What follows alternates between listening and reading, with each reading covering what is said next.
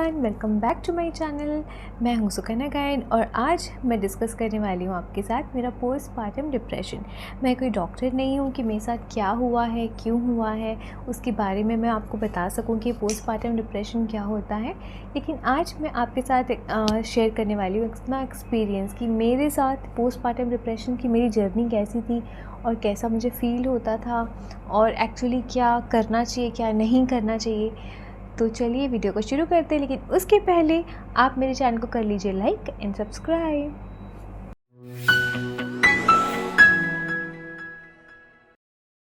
जो postpartum depression है, पहले वो सुनने में ऐसा लगता था, जब कोई कहता था कि उसको पोस्टपार्टम डिप्रेशन है तो लगता था ये क्या चीज़ है, क्योंकि पहले तो ऐसा कुछ भी नहीं होता था। पहले ज़माने में जो हमारे बुज़ुर्ग हैं, जो मम्मी पापा जैसे जितने भी लोग हैं, किसी के साथ भी हमने ऐसा कुछ सुना नहीं था। लेकिन आज के ज़माने में ये बहुत ज़्यादा कॉमन हो गया होगा। आपने भी ये सुना होगा कि पोस्टपार्टम डिप्रेशन कुछ होता है, लेकिन तब तक मुझे ये नहीं समझ आया था जब तक कि मेरे साथ नहीं हुआ। एक्चुअली जब मैं फ़ीड करवा रही थी बेबी को, मतलब करवाने की कोशिश कर रही थी, तब भी मुझे दूध नहीं आ रहा था। तो वो उससे ना मुझे बहुत ज़्यादा अपने आप में रोती थी बहुत ज़्यादा। तो डॉक्टर ने मेरे हस्बैंड को बुला के बोला था कि इनको ना पोस्टपार्टम डिप्रेशन है और ये जितना डिप्रेस्ड रहेंगी इनको दूध नहीं बनेगा। तो पहली बात तो ये है कि आपको डिप्रेस नहीं रहना है। तो फिर जो भी चेंजेस होती है बॉडी में वो आपको एक्सेप्ट करना है। एक्चुअली फॉर एग्ज़ाम्पल मैं आपको दे रही हूँ, अगर हमारे दाँत में दर्द है या सर में दर्द है, जो कि बहुत ज़्यादा कॉमन सा चीज़ है, लेकिन आप वो दर्द लेके अगर एक शादी में गए हो और वो शादी में बहुत ज़्यादा अच्छा है, डेकोरेशन हर चीज़ अच्छा है, खाने पीने का अच्छा है, लेकिन अगर आपको थोड़ा सा पेन होता है तो आपका मन नहीं लगता।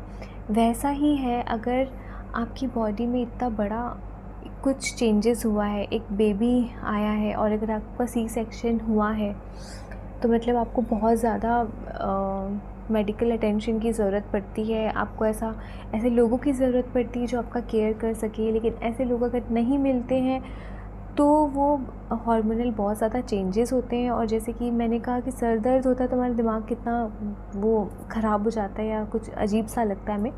तो ये तो बहुत बड़ा चेंजेस होता है। वो भी ऐसा नहीं है कि आपको रेस्ट करना है, आपको बेबी का भी ख्याल रखना है। इसीलिए लोग कहते हैं जो फर्स्ट 40 डेज़ होता है उसमें किसी की ज़रूरत पड़ती है। बट मैं 40 डेज़ नहीं बोलूँगी, मैं तो 2 महीने बोलूँगी कि 2 महीने आपके सराउंडिंग में ऐसे लोग होना चाहिए, या तो आपके हस्बैंड बहुत ज़्यादा हेल्पफुल हो, या तो मम्मी सास या कोई भी ऐसे लोग हो जो कि आपके हेल्प कर सकें।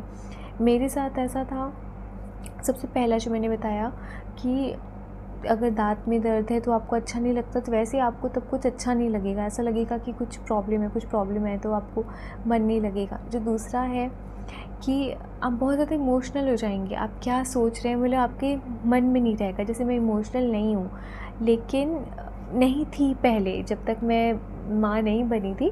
फिर जब मुझे बेबी हुआ उसके बाद बेबी के रोने से, जैसे वैक्सीन भी लग रहा है, अगर बेबी को और बेबी रो रहा है तो भी मुझे रोना आ जा रहा था। मतलब बहुत ज़्यादा अजीब टाइप का फेस हो गया था।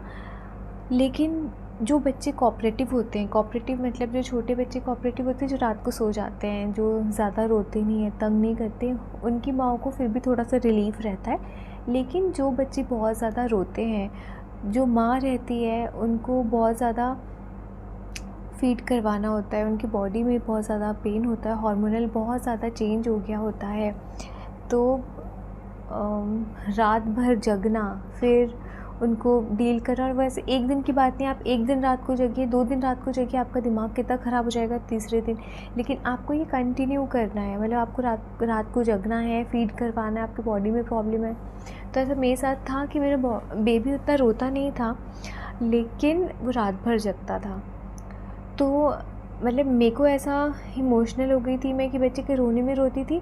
लेकिन रात को जब मुझे जगना पड़ता था और वो 3-4 दिन जब गुज़र गए, तो मेरा ऐसा टाइप का कंडीशन हो गया था कि मैं बच्चे पे गुस्सा करती थी।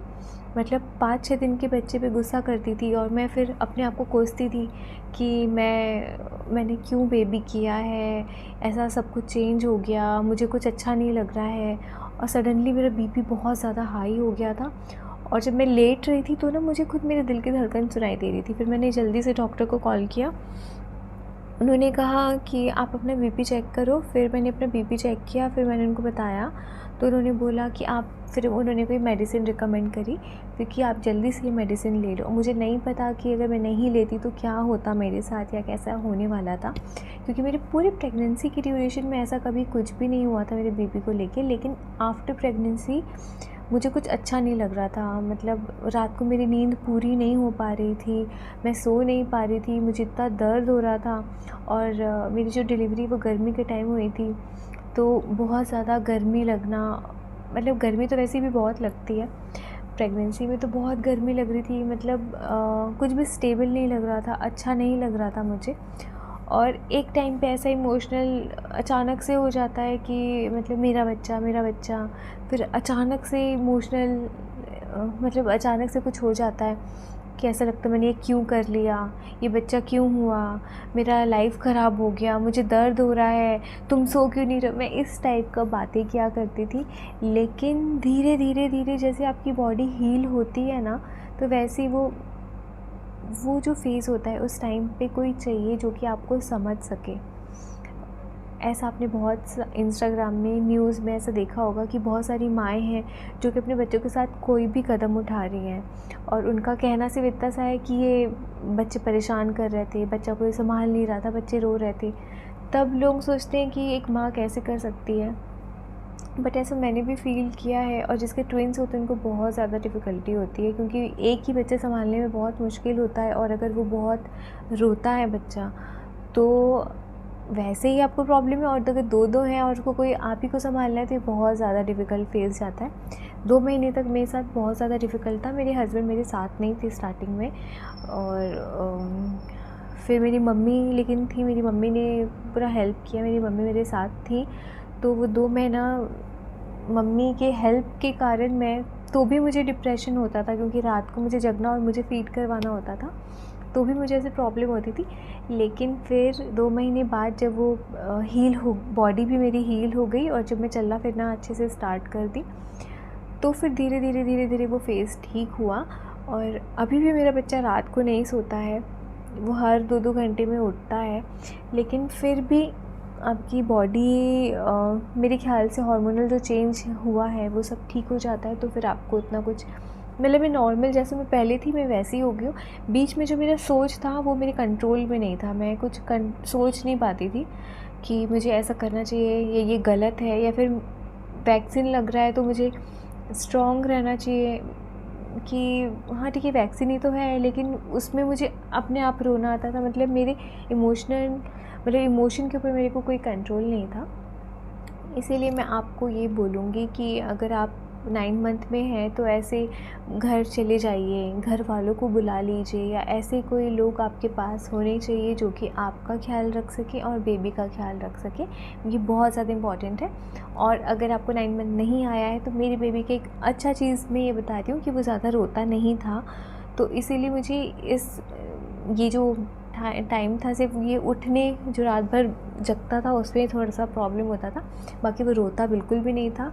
तो उसके लिए मुझे लगता है कि आपको खुश रहना पड़ेगा। आप अपनी प्रेगनेंसी में खुश रहिए, अगर आप खुश हैं तो आपका बेबी भी खुश रहेगा, कम से कम उस साइड से आप टेंशन फ्री रहेंगे। तो इसलिए हैप्पी प्रेगनेंसी। हम मिलते हैं नेक्स्ट वीडियो पे, बाय।